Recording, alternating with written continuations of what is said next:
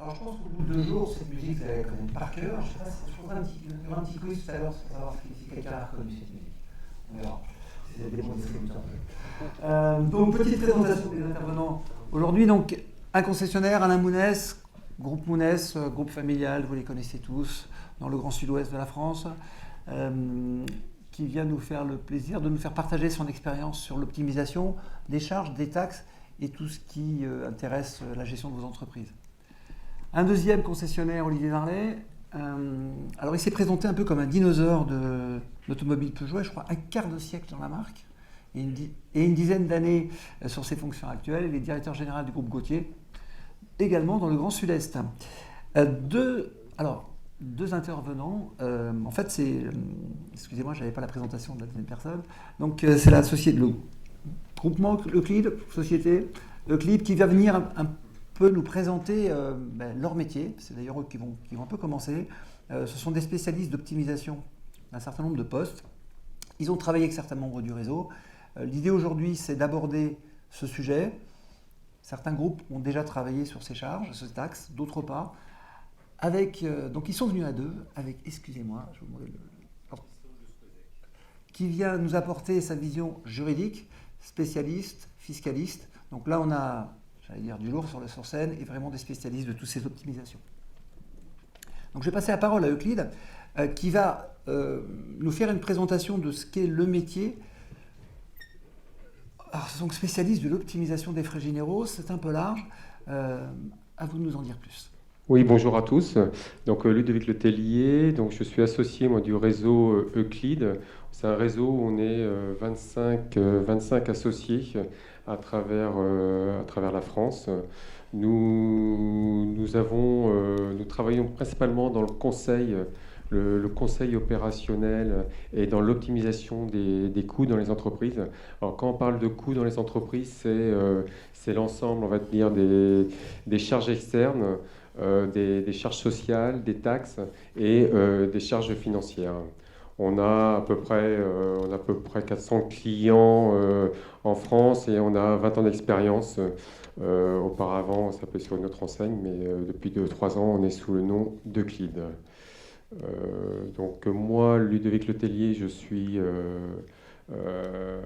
expert on va dire en frais bancaires. J'ai travaillé 20 ans dans la banque. Donc auprès des entreprises, nous travaillons les frais bancaires et les charges financières, tout en conservant en fait une relation bancaire, mais je pense qu'on en reparlera par la suite.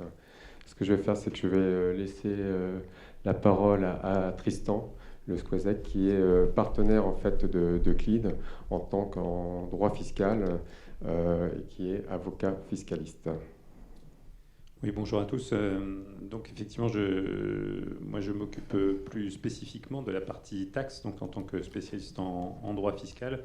On est dans notre cabinet partenaire d'Euclid pour essayer donc de réduire autant que faire se peut les charges fiscales. Alors lesquelles on parle la plupart du temps de la taxe foncière. On parle également de choses plus spécifiques et que vous connaissez tous malheureusement, de la taxe sur les surfaces commerciales. Nous parlons aussi de la taxe locale sur la publicité extérieure. Et puis ce qui va avec la taxe foncière, malheureusement, la CFE, et aussi on parle de CVAE. Tous ces sigles, vous les connaissez pour les payer chaque année, malheureusement. Ce qu'il faut savoir, c'est que sur la taxe foncière, alors ceux qui l'ont fait le savent déjà, c'est une taxe qui est extrêmement obscure dans son calcul et dans sa détermination. Contrairement à l'impôt sur les sociétés que vous calculez vous-même, la taxe foncière est établie par l'administration fiscale, sans que vous n'ayez jamais compris d'ailleurs pourquoi la base était celle-ci. Certains d'entre vous ont sûrement fait des comparaisons d'ailleurs avec les uns et les autres. et ont pu se rendre compte que cette taxe était erratique. D'ailleurs, pour vos entreprises comme pour vos biens particuliers, hein, pourquoi moi je paye 2 000 € par an sur mon appartement alors que mon voisin en paye 4 000 ou 500, c'est toujours très étrange. Et donc notre travail consiste à aller chercher en fait l'explication, parce qu'il y en a une quand même. C'est très compliqué parce que la plupart du temps on remonte sur des comparaisons qui datent des années 70, donc il faut aller chercher l'information, ce qui n'est déjà pas évident. Et la plupart du temps aussi, ces données sont, si vous voulez, largement obsolètes. Il y a pu se passer tellement de choses depuis que en fait, les tarifications qui sont appliquées sont fausses. L'administration fait des erreurs de calcul dans tous les sens. Bref, il y a là une source de réduction de la charge qui est souvent relativement importante. Et comme ça a en plus un effet, si vous voulez, sur la CFE direct, on arrive à récupérer comme ça un certain nombre de montants qui sont en plus donc remboursés par l'administration fiscale hein, quand vous faites les réclamations qui vont bien. Sur le plan de la trésorerie, si vous voulez, c'est directement dans la caisse. Alors ça prend un petit peu de temps quand même de monter les dossiers parce que ça nécessite quand même pas mal de travail. On travaille aussi sur le métrage puisque la plupart du temps vos entreprises sont la base d'imposition, si vous voulez, calculée par rapport au nombre de mètres carrés. Et donc le métrage a parfois été pas correctement fait, a été modifié. Et de la même manière, si vous voulez, là, ça a un autre impact sur la taxe sur les surfaces commerciales qui, elle aussi, est soumise et basée sur les surfaces. Donc, il y a un vrai intérêt, là, si vous voulez, à revoir un peu les plans, les métrages et tout cet ensemble. Voilà, on peut remonter sur l'année en cours et l'année précédente, mais l'avantage, si vous voulez, de cette opération, c'est que ça diminue les bases d'imposition pour toutes les années futures. Parce que l'administration ne s'embête pas. Hein, une fois qu'elle a sa valeur locative, elle la repasse d'année en année avec quelques petites augmentations. Voilà. Donc une fois que vous avez fait la modification une fois, ça joue sur 1 an, 2 ans, puis sur toutes les années à venir. Donc voilà à peu près le fonctionnement de ce qu'on fait en matière donc, de taxes locales. Alors, j'aimerais bien poser directement la question à nos 2 concessionnaires qui ont, je crois, déjà travaillé sur ces optimisations. Parce que quand on a travaillé sur la préparation de cette convention, je me suis dit, OK, on peut gagner de l'argent, mais est-ce qu'il y a des rattrapages fiscaux, il y a des contrôles fiscaux? Comment ça fonctionne? Est-ce que ça s'est bien passé dans vos affaires? Je vais commencer. On n'a pas eu de contrôles fiscaux en aval d'intervention de CLID. La première chose que je voudrais dire, c'est qu'on a toujours l'impression de faire les choses le mieux possible dans nos affaires, mais il faut avoir quand même un peu d'humilité. Moi, je suis très versé gestion, et je pensais avoir réglé la machine au millimètre, mais en fait, il faut quand même avouer qu'il y a des spécialistes qui sont un peu plus forts que nous dans les domaines très précis. En ce qui me concerne, on a fait intervenir Euclid sur les coûts de transport, sur les taxes foncières, sur le social aussi. Est-ce que, comment dirais-je, on appliquait bien les réductions Fillon aux petits oignons ou la taxe transport sur les charges sociales, ce genre de trucs.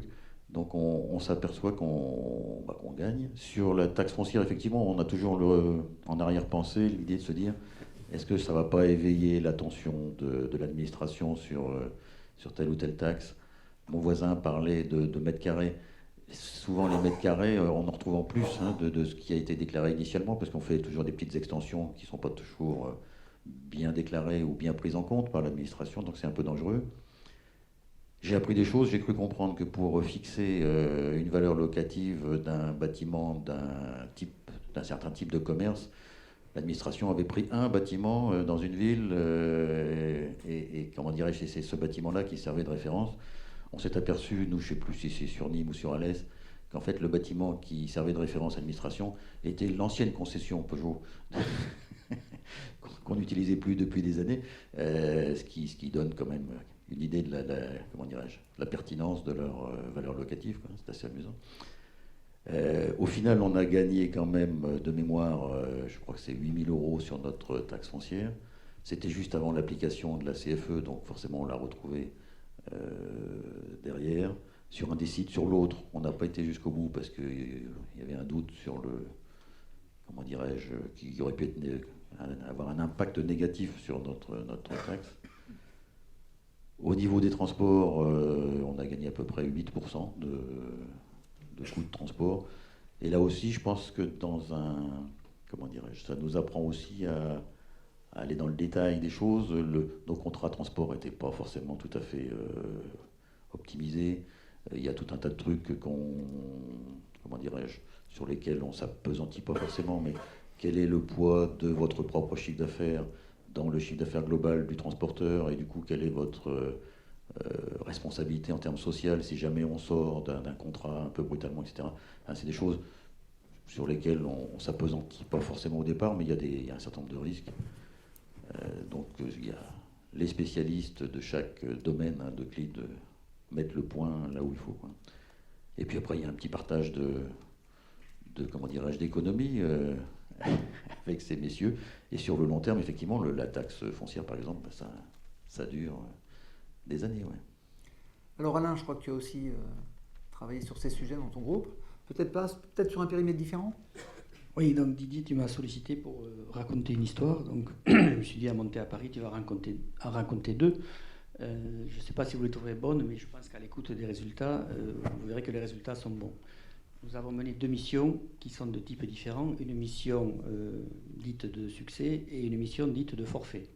Donc, qu'est-ce que ça veut dire? Déjà, auparavant, nous avions été l'objet de sollicitations de ces fameux cabinets de chasseurs de coûts, et nous avions toujours répondu par la négative. Nous n'étions pas d'accord avec leur principe qui était payer pour voir, c'est-à-dire il fallait payer à la signature du contrat et voir après peut-être quelques résultats qu'il faudrait partager avec bien sûr le cabinet. Et puis un jour est arrivé un cabinet qui ne nous a pas fait payer pour voir, avec qui on a négocié bien sûr des honoraires. Dans le cas de la mission de succès, ces honoraires étaient de 40%. Ça peut être un peu ronflant comme chiffre. C'était 40% sur les économies dégagées sur la durée de la mission, 2011-2013, avec la particularité d'avoir, sur les 12 mois qui suivaient la fin de cette mission, sur les charges sociales et fiscales assises sur les salaires, 40% aussi d'appliqués. Alors, vous allez voir en termes de chiffres ce que ça a rapporté et ce que ça a coûté. Nous sommes donc lancés dans cette mission avec un cabinet qui s'appelle DL Développement. Et après, la seconde mission, qui est la mission de type forfait, c'est avec une de leurs filiales qui s'appelle AC Org.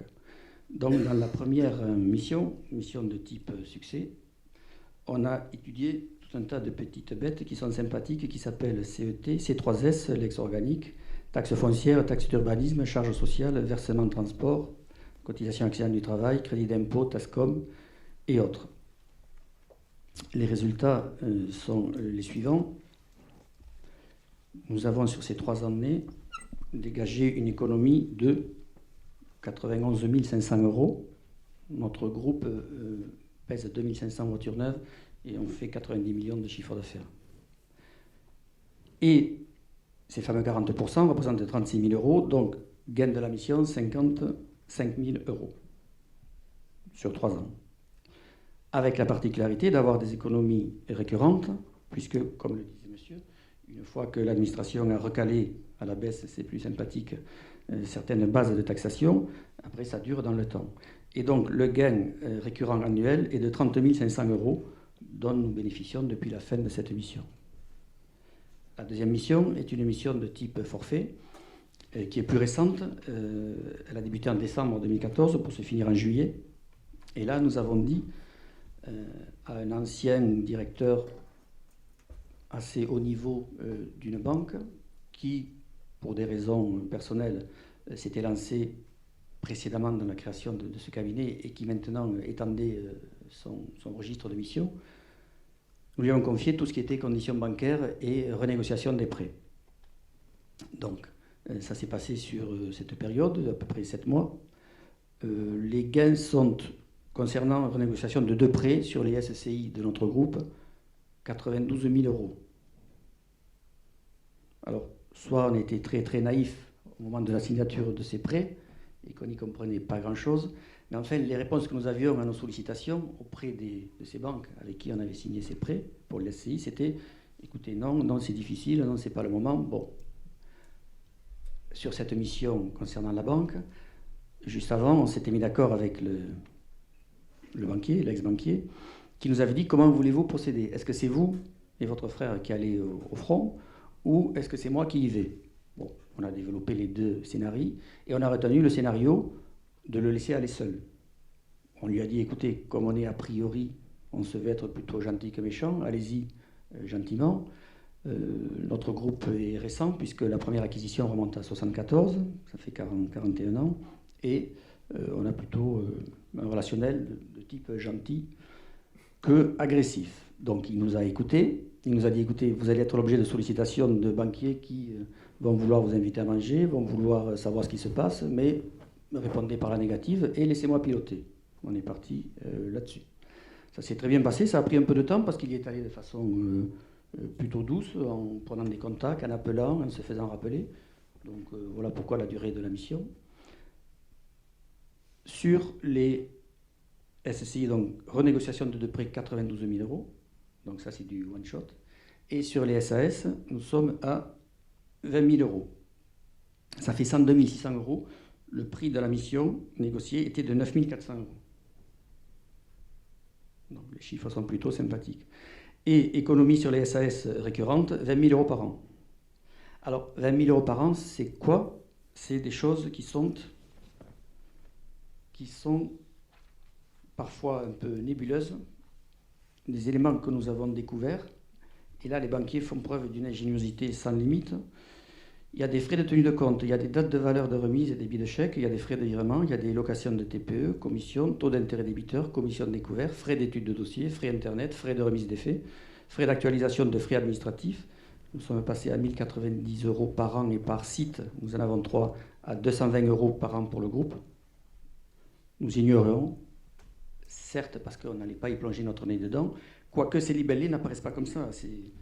Ça apparaît bien sûr sur des relevés, mais c'est pas aussi clair. Dans tous les cas, peut-être aussi qu'on avait été un petit peu loin de ce type de gestion pendant un certain temps.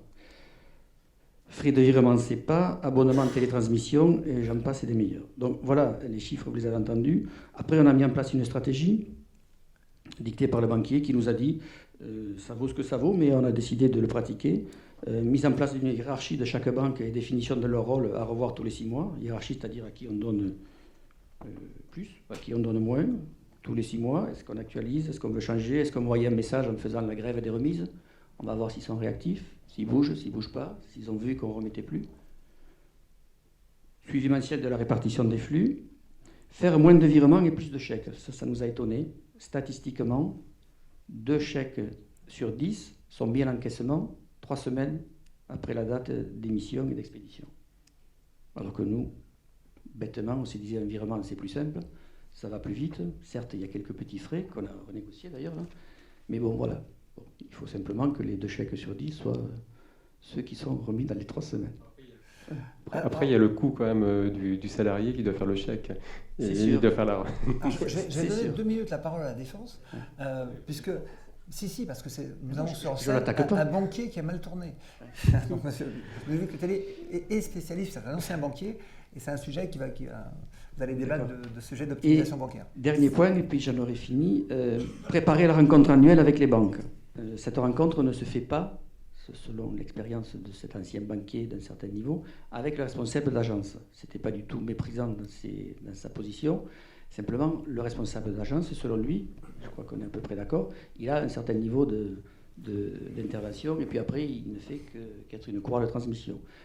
Et il nous a dit, vous ne pouvez pas savoir comment un président de banque peut être intéressé par avoir échangé quelques mots avec vous sur une année parce qu'il est passionné en plus par votre métier de l'automobile qui occupe selon les statistiques, un Français sur 10 dans notre pays. Et puis, vous lui apprendrez des choses et il vous en apprendra. Donc, demandez, il en sera ravi, un contact annuel avec un président de banque ou un directeur d'exploitation, bon, bref, quelqu'un d'un peu plus haut qu'un simple, entre guillemets, responsable d'agence. Voilà, donc tout ceci, c'était le résultat de cette mission au forfait. Très bien, donc on voit bien que ça fonctionne parfaitement. Merci d'avoir donné des chiffres, parce que je n'avais pas ces éléments, et je pense que c'est vraiment très bien pour illustrer le propos. Alors effectivement, on devait aborder ce sujet juste avant, pour savoir, mais je pense qu'une grande partie de la présentation a été faite. De votre côté, donc le CLID, spécialisé sur l'optimisation bancaire, que dire par rapport à l'intervention d'Alain Mounès? Merci déjà de ce témoignage, parce que ça montre que ça marche. Je voulais revenir sur le premier point, quand vous dites au niveau global que vous ne vouliez pas accepter, vous n'acceptiez pas en fait des sociétés de conseil parce qu'il faut payer avant de voir. Dans notre métier, c'est plutôt le contraire. C'est-à-dire qu'on audite et après on demande un règlement, mais qui est souvent un acompte et sur les économies réelles. Donc dans notre méthodologie, on vous présente la première étape, c'est une étape d'audit. Donc on va diagnostiquer votre poste. Une fois que vous avez validé, on va passer en étape 2, mais une fois que vous avez validé, et là on va pas demander, on va pas facturer. C'est qu'en deuxième étape, donc au niveau de l'étape en fait de recommandation, où là, on va chercher en fait les leviers d'économie. Alors pas que sur le prix, hein, parce que c'est vrai que nous on travaille au niveau du conseil, donc on va chercher au niveau de la politique d'achat aussi, du process, du produit, et on va vous présenter en fait des recommandations, plusieurs recommandations. Donc il y en aura une qui correspondra à vos critères de décision au départ. Et après, c'est à vous de choisir la recommandation qui vous convient et que vous souhaitez, quoi. Et donc là, on va demander, c'est vrai, un acompte au niveau facturation. Et après, il y a une étape encore de mise en œuvre. Et après, il y a une étape d'accompagnement qui est de minimum de 24 mois, donc en fonction des catégories, qui peut aller jusqu'à 48 mois. Mais c'est pour bien montrer que les économies sont pérennes. Et là, on va travailler tous les trimestres. On va vous présenter tous les trimestres un rapport dans lequel il y aura une veille aussi du marché, il y aura traitement de vos nouvelles demandes et bien sûr les économies réelles. Et là, quand on va chiffrer vos économies réelles, c'est à ce moment-là qu'on va facturer pendant cette période sur la réalité des économies. Donc ça, c'est globalement. Au niveau de l'optimisation bancaire, donc c'est vrai que les coûts sont importants. Moi, on avait répertorié à peu près 200 coûts dans les banques. C'est très opaque. Parce que comme disait monsieur, il y a des coûts qui sont identiques, mais avec des intitulés différents en fonction des banques. Donc notre métier, c'est de pouvoir vous montrer une image claire de vos coûts en fonction des banques et avoir une moyenne pondérée de chaque coût en fait que vous pouvez avoir. Et au niveau des financements, donc de SCI entre autres et autres financements moyen long terme, c'est vrai qu'aujourd'hui on est dans une période où les réaménagements de dettes sont plutôt profitables pour les entreprises. Moi, je travaille sur quelques dossiers et là dernièrement, moi j'ai un dossier où je travaille sur 20 millions de dettes à réaménager. Le taux apparent il est de 4,50 et on devrait pouvoir obtenir au maximum de 30, de 50. Donc sur 20 millions, c'est quand même très très très important pour l'entreprise. Donc nous, notre métier, en fait, on va faire un état des lieux de l'organisation bancaire, voir comment vous travaillez. On va tenir compte des contraintes de l'entreprise. Il y a cet historique. parfois avec quelques banquiers. Il y a cette relation institut-personnel que vous pouvez avoir avec votre banque. On en tient compte. Donc c'est vrai que quand votre société de conseil vous a dit est-ce qu'on travaille ensemble ou est-ce qu'on travaille seul, oui, c'est une bonne façon de faire, quoi. C'est-à-dire que nous, on n'est pas là pour dégrader la relation, quoi. Comme je dis, parfois je suis même facilitateur parce qu'il y a certaines banques qui sont à la traîne et j'explique à l'entreprise comment on doit fonctionner avec la banque. Et après, il y a les contraintes des banques. Vous avez tous entendu BAL 3, les banques, à chaque fois, elles vous ressort oui, on peut pas baisser les conditions parce qu'on a ces contraintes réglementaires, on est obligé de mettre des fonds propres à chaque fois qu'on prête. Oui, ils ont ces contraintes, mais on en tient compte et on fait pour que les banques aussi soient pas perdantes non plus, quoi. Donc, moi, ce que j'essaye, c'est gagnant-gagnant entre l'entreprise, la banque et la société, et qu'il n'y ait pas de cassure dans la relation, quoi.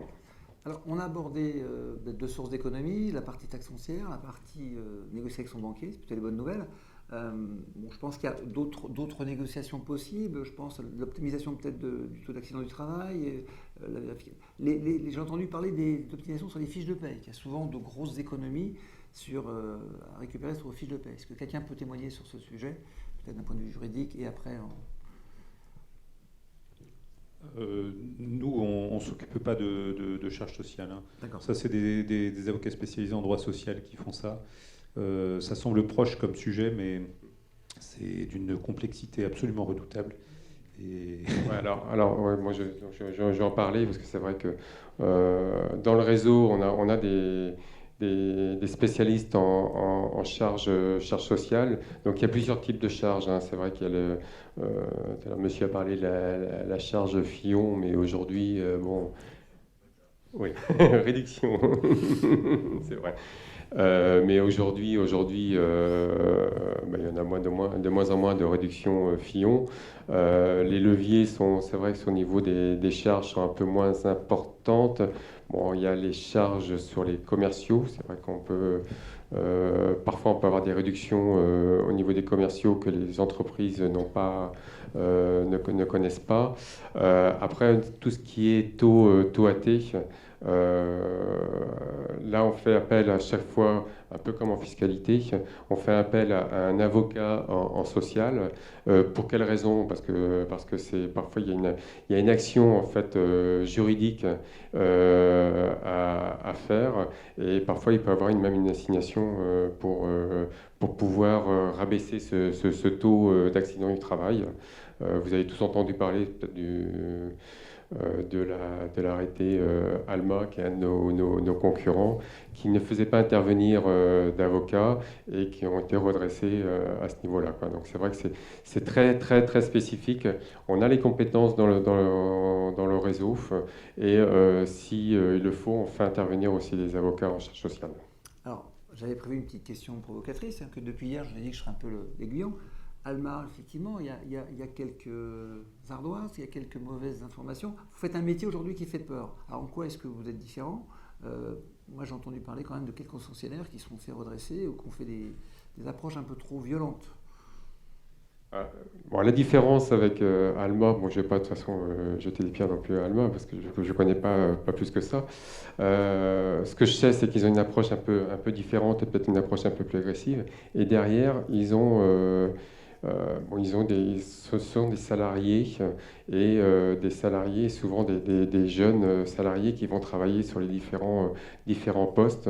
Nous, on est déjà des entrepreneurs parce qu'on a chacun notre société et on est au capital. Notre société est au capital de Euclid Consulting. Et nous avons cette expérience, cette antériorité professionnelle, Moi, comme je vous ai dit tout à l'heure, j'ai travaillé 20 ans dans la banque, auprès de PME. Auprès de PME, d'ailleurs, si je suis ici aujourd'hui, c'est grâce à un de mes anciens clients qui était une concession Peugeot en Aquitaine. Euh, donc voilà, donc la différence c'est que voilà, dans d'autres postes, que ce soit les emballages, que ce soit dans les transports, nous avons travaillé, nous avons été des opérationnels en entreprise. Alors, Peut-être on peut rajouter également, pour ceux que j'en sais, que justement cette structuration de Alma autour de jeunes salariés fait qu'ils vont quand même au plus vite sur la taxe foncière. On sait qu'ils s'occupent beaucoup plus du métrage, ce qui n'est pas un point inintéressant, hein, mais ne rentrent pas dans le détail de ce dont on a parlé tout à l'heure sur les comparables de la taxe foncière, sur les anciennes concessions, parce que ça demande beaucoup de temps, d'aller chercher l'information, de la traiter, c'est très compliqué, et donc ils ne vont pas jusqu'au bout en général du dossier. En fait, ils ont des matrices, donc ils vont rentrer dans les cases, ils vont rentrer des chiffres, et c'est comme ça qu'ils vont essayer de trouver des économies, quoi. J'ajouterais deux choses, hein, en tant que, comment dirais-je, expérience vécue. Ces messieurs, en fait, au bout d'un moment, nous proposent d'agir ou pas, hein, sur le... Et on peut très bien décider, moi ça a été mon cas sur une de nos concessions, ou sur la taxe foncière, on a dit stop, là, je pense qu'il y a trop de risques. Sur le social, on a fait vérifier leur rapport par nos avocats conseils en droit social qui ont, comment dirais-je, orienter notre position, hein, pour savoir on y va ou on n'y va pas, enfin qui pèse le risque. Donc il faut effectivement faire la part des choses. Et je voudrais juste ajouter aussi quelque chose que je n'ai pas forcément dit tout à l'heure sur la façon de mettre en place ce genre d'opération dans nos affaires. On constate, comme d'habitude, une grande résistance au changement de nos équipes. Quand les gens de CLID, en l'occurrence, sont venus chez nous, ils font une étude complète d'un dossier, que ce soit du transport, des petites fournitures, de tout ce qu'on veut, ou du social, et ça demande l'implication de nos services comptables ou de nos chefs de service en général, qui est importante, quoi, hein. Il y a beaucoup de temps à passer pour ressortir un tas de factures sur quelques années, peut-être temps d'évolution, etc. Enfin, il y a un investissement temps, hein, qui est important. Il y a, je l'ai dit tout à l'heure, j'en suis convaincu, hein, il faut être très humble sur le sujet parce qu'on ne maîtrise pas tout, donc il faut être persuadé qu'il y a des choses à gratter partout.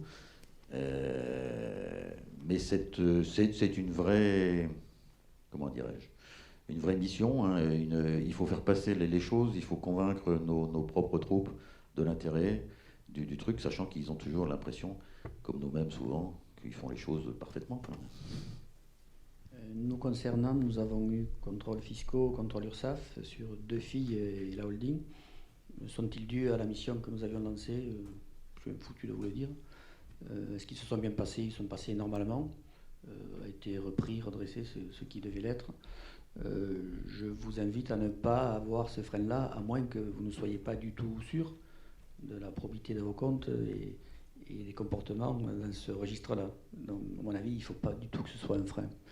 Je voudrais rajouter que sur le profil des intervenants du cabinet auquel nous avons fait appel, ce sont des anciens de l'administration fiscale ou de l'URSSAF et aussi des fonctionnaires détachés qui travaillent dans ce type de cabinet. Dernière chose, ils se sont comportés de façon tout à fait correcte, sans être agressifs. Et puis, ils nous tenaient au courant régulièrement de leur avancée, de nous dire s'il fallait appuyer un petit peu plus sur le curseur ou s'il fallait lever le pied. Et donc, c'était quelque chose qui était très interactif tout au long des missions que nous avons menées. Juste un petit mot sur le risque de contrôle fiscal. Je ne veux pas vous dire que ça n'existe pas, puisque j'en gère tous les jours. Pour autant, dans les 15 dernières années de mon expérience, je n'ai jamais vu de contrôles fiscaux diligentés à la suite d'une réclamation de taxe foncière. Ça, c'est le premier élément. Je ne dis pas que ça n'arrive jamais, hein. Enfin, je ne l'ai jamais vu. Et la deuxième chose, c'est qu'il faut savoir que quand vous faites une réclamation sur la valeur locative en taxe foncière, vous allez à un centre des impôts particulier, qui est le centre des impôts fonciers. Alors que votre dossier est traité par le service des impôts des entreprises. C'est pas qu'il n'y a pas de lien entre eux, mais enfin, chacun fait son boulot dans son coin. Et donc, le centre des impôts fonciers, lui, il va prendre votre réclamation, il va peut-être s'interroger sur est-ce que vous avez bien tout déclaré, les mètres carrés dont on parlait tout à l'heure, et là, effectivement, il y a une question à se poser avant d'y aller. Mais le centre des impôts fonciers va rarement décrocher son téléphone pour appeler, pour d'abord chercher la personne qui gère votre dossier au service des impôts des entreprises pour lui dire « il m'embête, fais-lui un contrôle fiscal ». Ça ne se passe pas comme ça. Voilà, donc le risque de contrôle fiscal, il est, dans ce cadre-là, relativement limité. Je voulais revenir sur l'investissement temps des collaborateurs. C'est vrai que sur la première partie, la partie d'audit, où on collecte les informations, donc cette facture, contrat, compte comptable, entretien avec les responsables, on demande beaucoup à l'entreprise à ce moment-là. Après, c'est à la livraison des livrables où il y a une étude.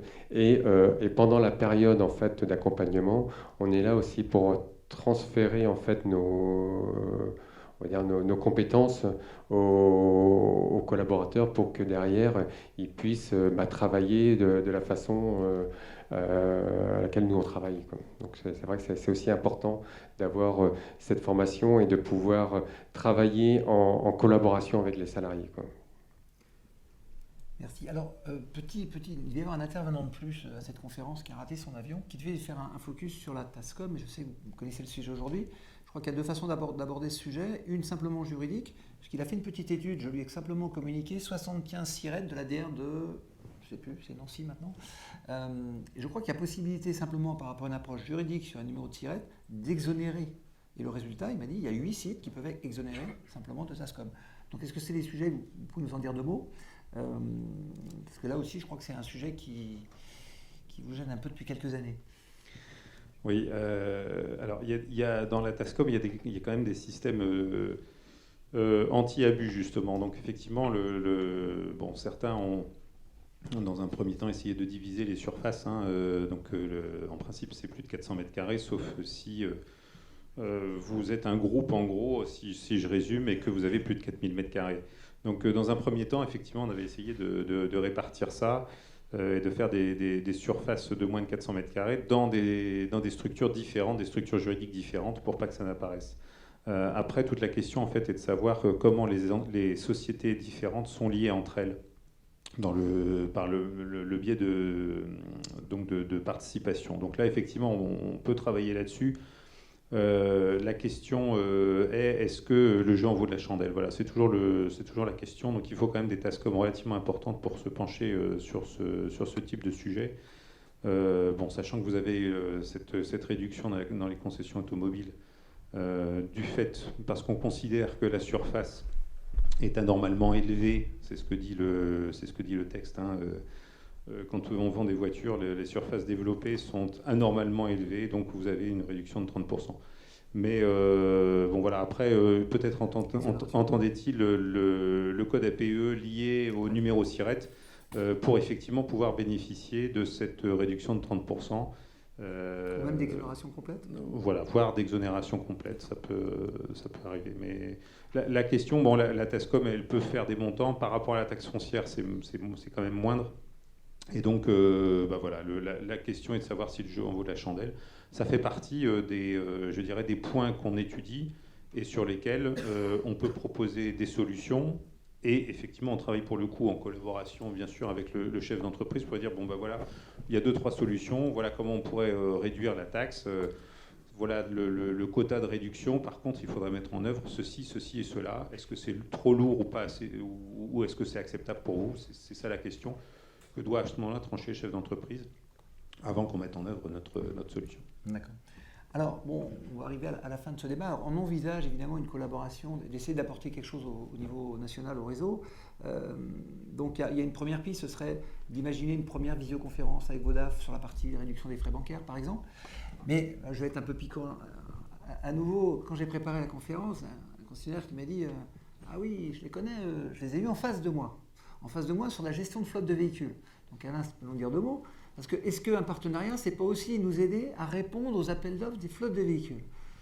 Alors, nous traitons un client qui s'appelle Iri Jardin et qui a des points de vente aux quatre coins de l'Hexagone. Et nous les traitions directement jusqu'au jour où, il y a un mois de ça, on a reçu un magnifique appel d'offres avec les lettres Euclide en tête. Bon, donc, mon directeur commercial est venu me dire tiens, c'est nouveau, ça a changé chez eux. Et puis il a travaillé dessus, sur cet appel d'offres. Il a travaillé longtemps, il s'est fait aider. Et c'était un appel d'offres qui était extrêmement détaillé. Et sa réaction à la fin, c'était bon, on va le jouer, parce qu'on ne veut pas perdre ce client. Heureusement, il a pu avoir au téléphone l'interlocuteur, Thierry Jardin, qui lui a dit écoutez, effectivement, on est parti sur cette démarche-là. Avancez, répondez, après mon téléphone vous est toujours ouvert. Et selon ses propos, c'était un appel d'offres qui était extrêmement détaillé. Et il m'a dit ces gens-là doivent savoir ce que c'est qu'une auto, mais finalement pas trop. Alors bon, c'est pas un constat critique, hein, c'est simplement un constat tout court. Bon, changement, je ne sais pas où ça en est, on n'a pas encore le résultat. Mais c'est vrai qu'effectivement que le canevas était extrêmement fouillé, quoi. Et ça pouvait peut-être décourager certains qui disaient bon, on va y passer du temps, c'est... Voilà. Mais je ne connais pas la suite. Si le canevas est fouillé, c'est qu'il y a eu un cahier des charges en fait, qui a été défini entre l'entreprise et Euclide, avec une carte policy peut-être qui est assez détaillée, quoi. Donc c'est vrai que derrière, on essaye d'aller plus dans le détail, pour pouvoir après répondre aussi aux clients. Mais la solution, donc c'est vrai qu'on en avait parlé avec Didier, c'est éventuellement de pouvoir aussi former les concessions à répondre peut-être sur des appels d'offres, Euclide pour y répondre après favorablement, quoi. Et concernant Iri Jardin, je fais la partie bancaire. bon, on a terminé sur un petit clin d'œil qui est par contre la vraie problématique de vos métiers. Et je remercie les intervenants de la hauteur du débat. Merci beaucoup. Et on va passer à la deuxième conférence. Merci.